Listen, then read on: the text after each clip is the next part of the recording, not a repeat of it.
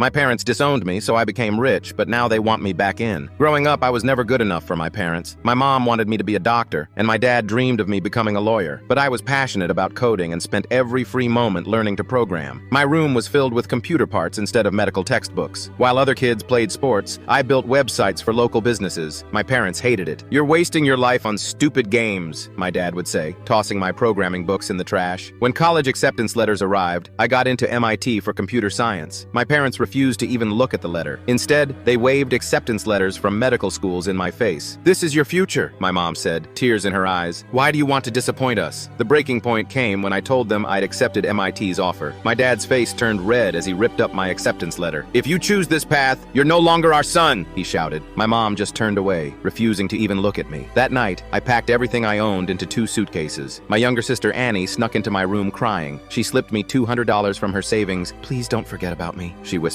I hugged her goodbye and walked out. Life wasn't easy. I worked 3 jobs while studying, stocking shelves at 4 a.m., coding freelance between classes, and delivering pizzas at night. My dorm room was my office, bedroom, and sometimes my dinner table. I survived on ramen and energy drinks. During my junior year, I developed an app that helped small businesses manage their inventory. It took off. By graduation, my app had 100,000 users. 2 months later, a tech giant offered to buy it for $8 million. I said yes. I hired the best developers and started my own company. 5 years later, we were worth $50 million.